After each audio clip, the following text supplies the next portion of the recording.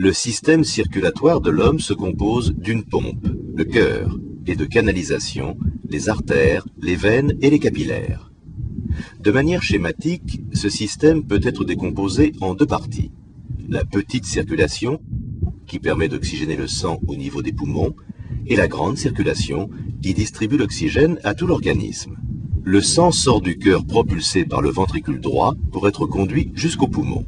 Au cours de son passage dans cet organe, le sang libère du dioxyde de carbone, qui se retrouvera dans l'air expiré, et il absorbe l'oxygène apporté par l'air inspiré dans les alvéoles pulmonaires.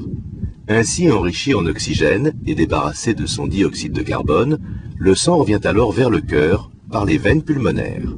Propulsé par le ventricule gauche, il circule ensuite dans tous les organes du corps, auxquels il apporte oxygène et nutriments.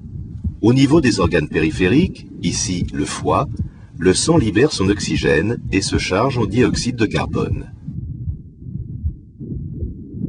Puis il retourne vers le cœur par de grosses veines, comme la veine cave, et le cycle recommence.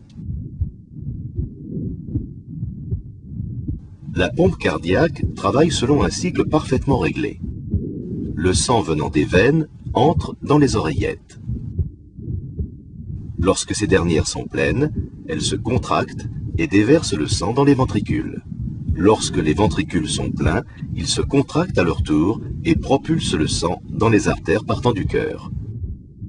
Et le cycle recommence.